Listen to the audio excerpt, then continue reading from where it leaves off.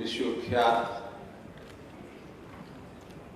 आदरणीय वैद्य देवेंद्र त्रिगुणा जी, जो पद्मश्री और पद्म विभूषण से सम्मानित हैं। आज इनके साथ मैं याद करना चाहूंगा आदरणीय स्वर्गीय वैद्य बृहस्पति देव जी त्रिगुणा जी को। इनके पूज्य पिताजी थे। मेरा उनसे बहुत पुराना संबंध रहा। 1984-85 से लगभग 38 वर्ष पहले मैं भी एक इलाज के लिए रोगी बनकर उनके पास गया था और मुझे याद है कि जो मुझे थोड़ी समस्या हुई थी उन्होंने ठीक कर दी थी। निजामुद्दीन के पीछे एक वैद्य की दुकान, मुझे किसी ने बताया, बहुत प्रसिद्ध वैद्य है।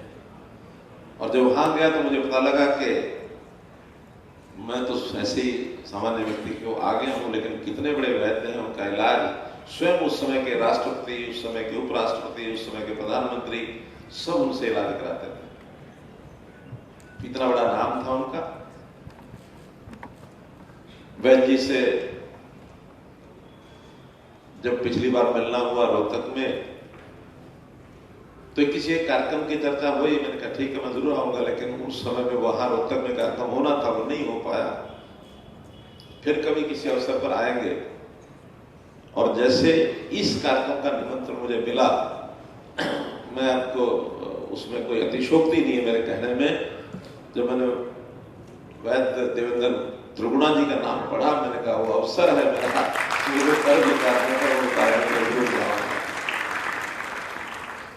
कि ये एक आयुर्वेद कॉलेज है, मंत्री आयुर्वेद कॉलेज, इतना बड़ा संस्थान चंडीगढ़ में, इसका नाम मैंने सुना नहीं था।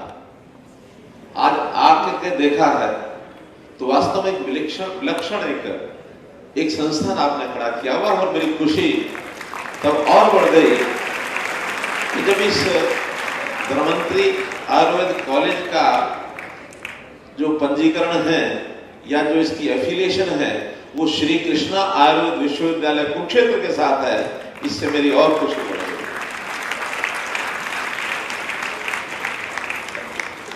हमारे बीच में वैद्य राकेश शर्मा जी, जो प्रेसिडेंट हैं अखिल भारतीय आयुर्वेद महासम्मेलन के भी। देश भर में आयुर्वेद को कैसे आगे बढ़ाया जाए, इस प्रकार का काम आप कर रहे हैं, बहुत सराहनीय काम है। आयुर्वेद जितना ये पीछे चला गया था, लेकिन पिछले 8-10 वर्षों में एक बहुत तेज गति से आगे बढ़ रहा है। उसमें वैद्य राकेश शर्मा जी का योगदान है ही है, लेकिन दिशा दर्शन देश के प्रधानमंत्री श्री नरेंद्र मोदी जी का है कि हमको वापस आयुर्वेद पर जाना चाहिए। बैक टू बेसिक्स एक बहुत बड़ा विषय है। बेसिक्स में आयुर्वेद का बहुत बड़ा स्थान इस देश में रहा है।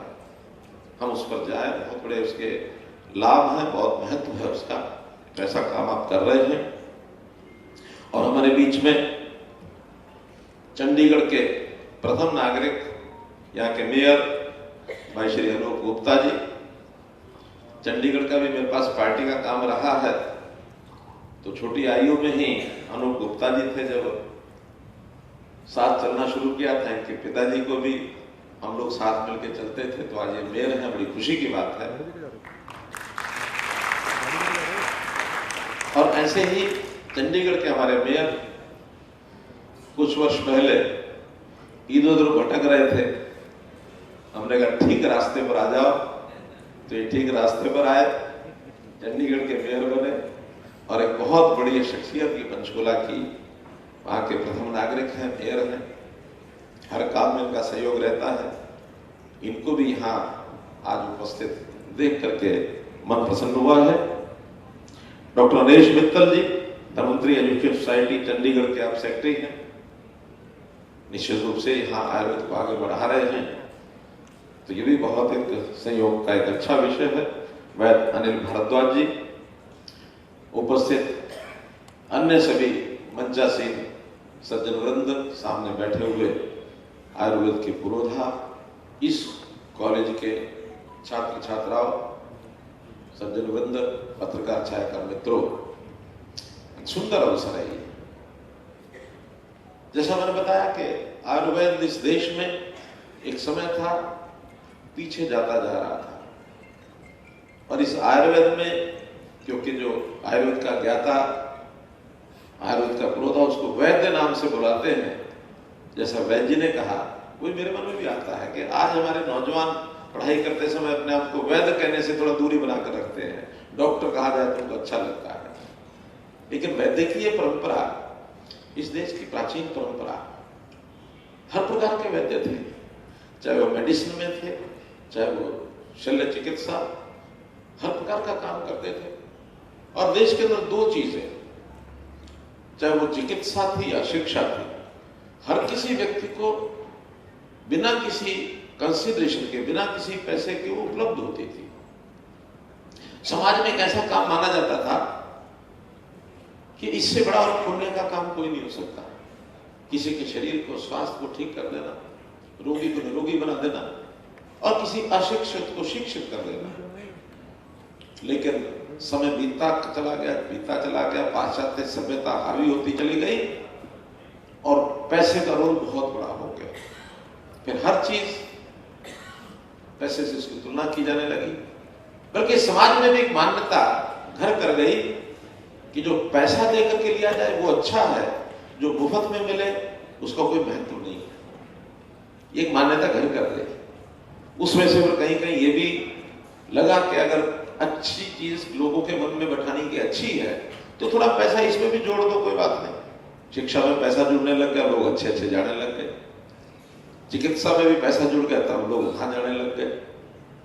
प्राइवेट में ज्यादा जाने लग गए, क्योंकि प्राइवेट में पैसे का बहुत रोल है, सरकारी में पैसे का रोल है नहीं। बीच में इस रास्ता निकाला कि समन्वय करो। एलोपैथी पर लोग शिफ्ट हो गए, तो एलोपैथी, आयुर्वेद, इसका समन्वय करो। शुरू में समन्वय करना पड़ेगा, फिर व्यक्ति तुलना करेगा कि मुझे आयुर्वेद का लाभ ज्यादा है या एलोपैथी का ज्यादा है। आज हमारी सबकी मान्यता है कि कम से कम मेडिसिन में, औषधि में आयुर्वेद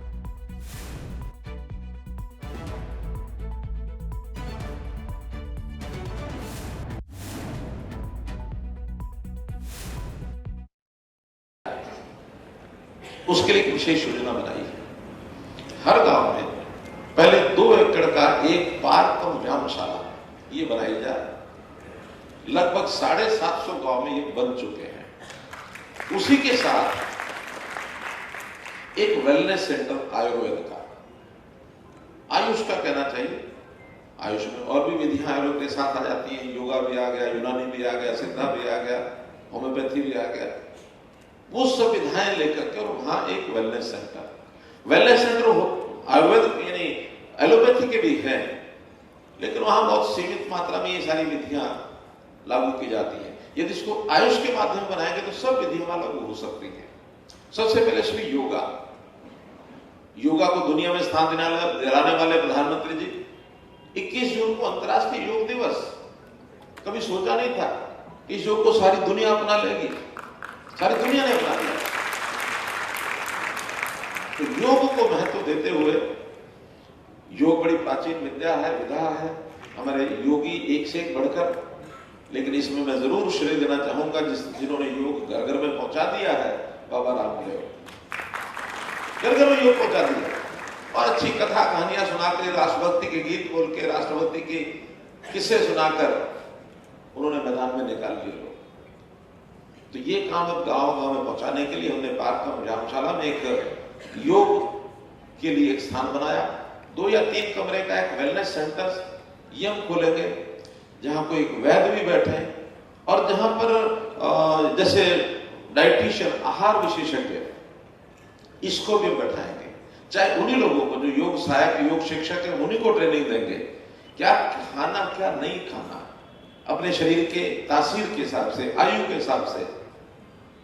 क्योंकि जैसा हम कहते हैं हमारे यहाँ औषधि ही आहार है, औषधि ही आहार है।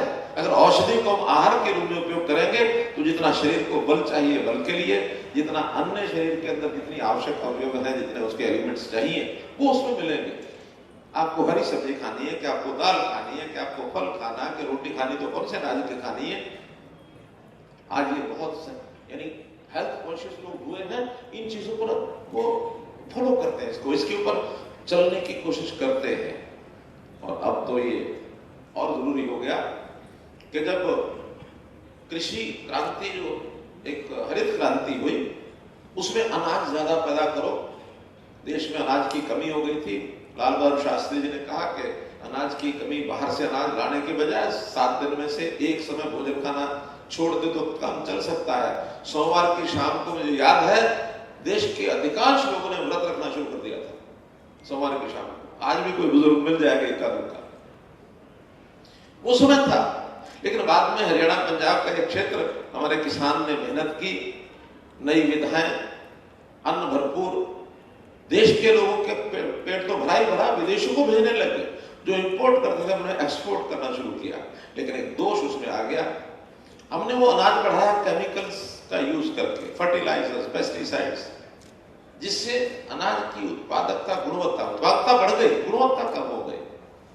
कम गुणवत्ता के कारण से शरीर में बीमारियां आने लग गई, कैंसर के रोगी बढ़ गए और तरह तरह के रोग लग गए। अब हमको यू टर्न करना है। यू टर्न करने में दोबारा से प्राकृतिक खेती की ओर जाना है, दोबारा से ऑर्गेनिक, जिसको कह सकते हैं, एक विवाद चल रहा है ऑर्गेनिक प्राकृतिक, इसमें झगड़ा चल रहा है कौन सा करें कौन सा ना करें। तो वो अपने आप जिनको उसमें देखना वो देखेंगे। लेकिन हमको आहार कैसा चाहिए, इसका प्राकृतिक दृष्टि से जो आवश्यक है वही आहार हमको चाहिए। आज लोग चावल बड़े शौक से खाते हैं, गेहूं शौक से खाते हैं, लेकिन जो आहार विशेषज्ञ उनका कहना है कि चावल और गेहूं कम करो। मिलेट ईयर इस साल में प्रधानमंत्री जी 2023 दुनिया भर में मिलेट ईयर के नाम से चल रहा है। मोटा अनाज खाओ, बाजरा खाओ, ज्वार खाओ और तरह तरह क्या क्या चना। तो इस प्रकार के भोजन का जो पहले लोग खाते थे, उनका शरीर उस नाते से हष्ट-पुष्ट रहता था, बलशाली रहता था। और चावल तो इसलिए भी हम डिस्करेज कर रहे हैं, प्राकृतिक दृष्टि से देखा जाए तो पानी बहुत कम होता जा रहा है। हमारे यहाँ पानी का संकट, इसको दूर करना है।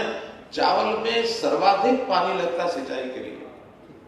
विशेषज्ञ बता रहे हैं कि 1 किलो चावल को पैदा करने में 3000 लीटर पानी लगता है। एक हमारे साइंटिस्ट तो ये जब खोज निकाली तो उन्होंने चावल खाना ही छोड़ दिया कि मैं इतना पानी बर्बाद कर रहा हूं चावल खाते। तो चावल कम करने के लिए हमने योजनाएं बनाई है और चीजें बुआई करो उसकी, जो शरीर के लिए भी लाभदायक हो, पानी भी बचे। ये निरंतर अनुसंधान होते रहे। तो इन अनुसंधानों के कारण से, जैसा मैंने कहा, हमारी प्राचीन विधि बैक टू बेसिक्स बहुत जरूरी है। हमने सभी जिलों में पंचकर्म केंद्र ये स्थापित किए हैं। हमने जिस प्रकार से देवरखाना झज्जर में बहुत बड़ा स्नातकोत्तर योग और प्राकृतिक चिकित्सा इसका केंद्र खोला है। अंबाला में भी एक राजकीय होम्योपैथी कॉलेज हमने खोला है। 9 जिले में राजकीय यूनानी कॉलेज और अस्पताल खोला है। तो ये सारे प्रोग्राम इसलिए चल रहे हैं कि हम इस विधा को किस प्रकार से आगे बढ़ा सकें, और इनमें सब में भर्तियां भी शुरू कर दी हैं। आज योग शिक्षक, योग सहायक, आयुर्वेद के डॉक्टर्स, इनको हम आगे बढ़ा रहे हैं। बल्कि हमारा तो कहना है कि जो नीचे की इकाइयां हैं, प्राइमरी हेल्थ सेंटर्स, उनमें तो अधिकांश जगह पर आयुर्वेद के ही डॉक्टर्स को लगाएं।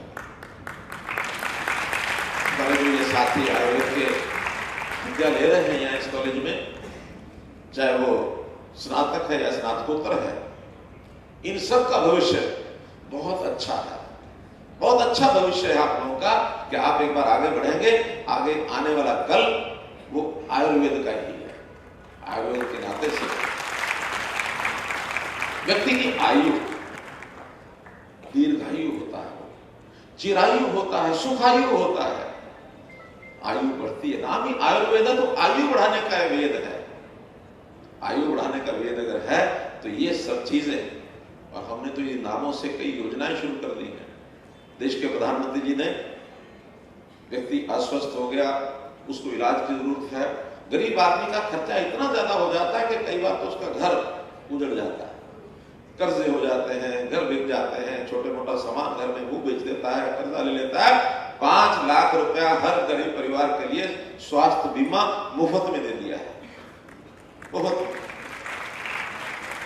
उसके बाद जब ये योजना शुरू हुई आयुष्मान भारत की, हमें लगा कि एक लेवल इसका भी इतना है, बहुत गरीब परिवार है, थोड़ा इससे ऊपर, अर्थात उन्होंने 10,000 रुपया महीने वाले आमदन को इसमें कवर किया, 1,20,000 रुपया साल का।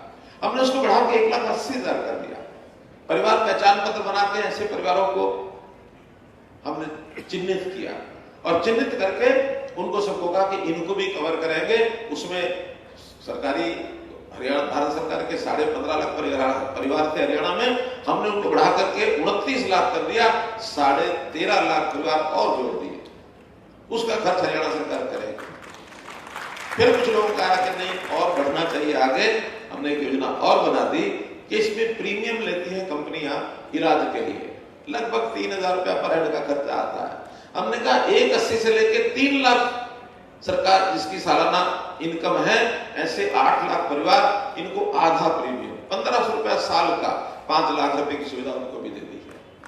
तो ऐसे हमारे यहाँ 37-38 लाख परिवार इस योजना में कवर हो गए हैं। मोर देन 50%, 54% है। हमारी 70 लाख की परिवारों की संख्या है, तो उसमें 37 लाख परिवार इसमें उन्हें जोड़ दिए, ताकि किसी को स्वास्थ्य के नाते घर से पैसा कम से कम 5 लाख रुपए तक तो ना लगाना पड़े। इससे ज्यादा कोई इक्का दुक्का परिवार होंगे, उनकी सहायता करने को तो अलग से की जा सकती है। इसका नाम भी हमने चिरायु योजना रखा है।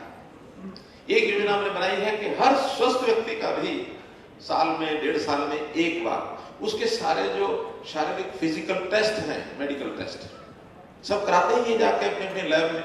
जब भी कोई डॉक्टर कहता तब हमने कहा डॉक्टर के कहने पर क्यों, आखिर गरीब परिवार को उसके हर सदस्य का 1.5 साल में एक बार, मैक्सिमम 2 साल में जितनी बार मतलब उसकी टर्न आएगी तो 2 साल बाद भी आएगी, इनके सबके टेस्ट फ्री ऑफ कॉस्ट ये हम कराएंगे।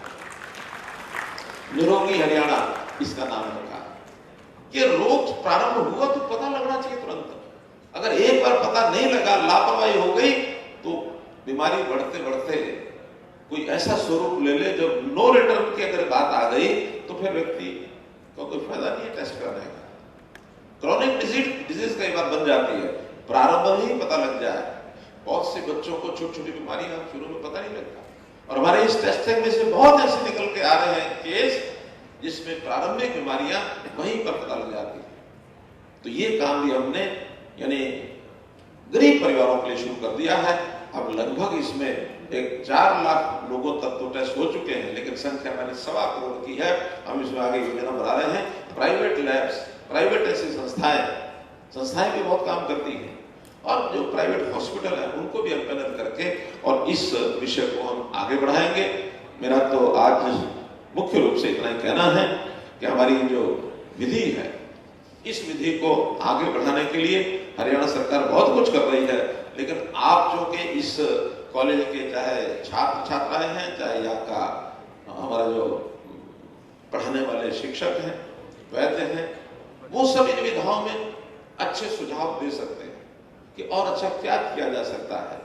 आयुर्वेद के नाते आप जो सुझाव देंगे उसको हम लागू करेंगे, उसको लागू करेंगे। एक क्लैश, एक संघर्ष थोड़ा एलोपैथी का और आयुर्वेद का भी चलता है। अभी एलोपैथी ने आयुर्वेद को दबा के रखा हुआ है। अब हम आने वाले भविष्य में, जैसा मैं अपने वैद्य जी से बात कर रहा था, वैद्य राकेश शर्मा जी से, क्योंकि भारत सरकार में इनके जिम्मे कुछ काम है, तो एक ऐसा एडवांस्ड कोर्स जिसमें एलोपैथी भी हो और आयुर्वेद भी हो, एक मिला जुला एडवांस कोर्स की डिग्री है, ये हम कॉलेज में दे सकें, तब जाकर के समस्याएं हल होंगी। समस्याएं हल हो जाएंगी, वो उसको समझें, जो अच्छा है उसको आगे बढ़ाएं, क्योंकि आयुर्वेद में लाभ भी अच्छा है, खर्च भी कम है। दोनों चीजों को ध्यान में रखते हुए अपने देश की जनता के लिए लाभदायक जो चीज है उसको आगे बढ़ाएंगे। इस अवसर पर आपने मुझे बुलाया, मुझे अपने विचार आपके सामने रखना